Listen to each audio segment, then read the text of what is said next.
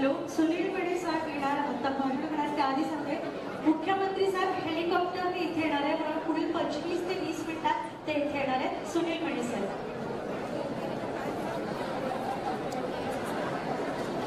सर्व विचारवंतांना सर्वप्रथम मानाचा मुजरा अर्पण करतो. बरीच चुळबुळ चालली, त्यामुळे आधी आपण घोषणांनी सुरुवात करूया. रामचंद्र की हनुमान की अपने माता पिता की अपने गुरुजनों की गो माता की भारत माता की वंदे वंदे. 139 मुरबाड विधानसभा मतदारसंघाचे कार्यकर्तृत्वाचे शिखर शिरोमणी आपल्या सर्वांच्या गळ्यातील ताई, या मतदारसंघावर अधिराज्य गाजवणारे तसेच तुमच्या आमच्या मनावर अधिराज्य गाजवणारे आदरणीय अप्पा अर्थात परम आदरणीय किसनराव कुलकर्णी साहेब आणि मंचावर उपस्थित सर्व, इकडे लक्ष द्या.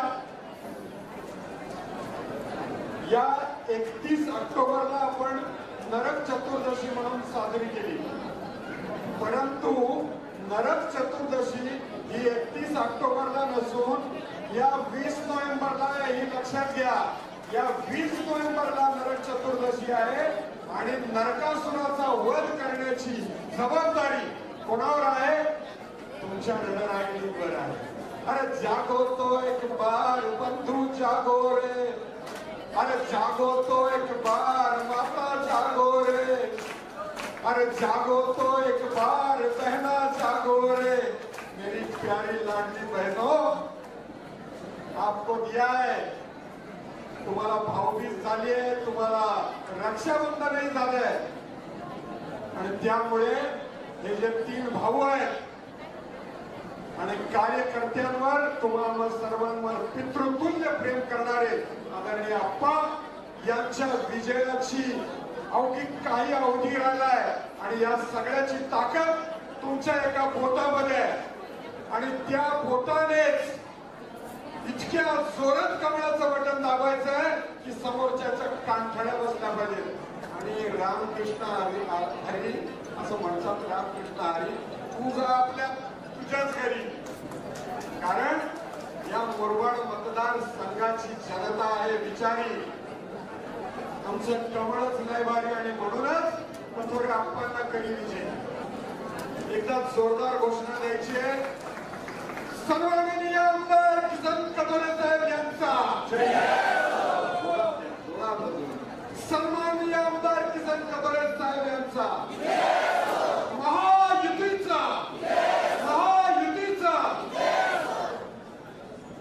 सगळ्यांनी आपापल्या परीने या मतदारसंघाच्या कार्याचा आढावा घेतलाय.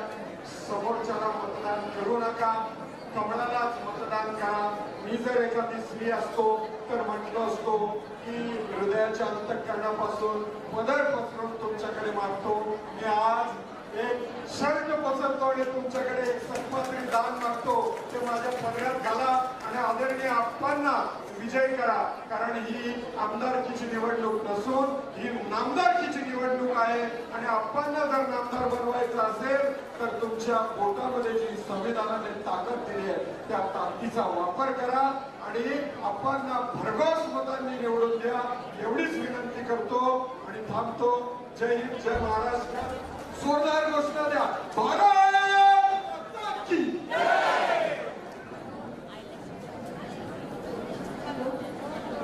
आता जसं मगाचपासून अनेक मान्यवरांनी भाषण केलेले आहे, पण एका महिलेशिवाय कुठलीही गोष्ट पूर्ण होत नाही. एक स्त्री शिकली ती कुटुंब शिकतं. जोरदार टाळ्या आपलं पुढील मार्गदर्शन करणाऱ्या सगळ्यांच्या लाडक्या निशाताई गोडबोडे. जोरदार टाळ्या.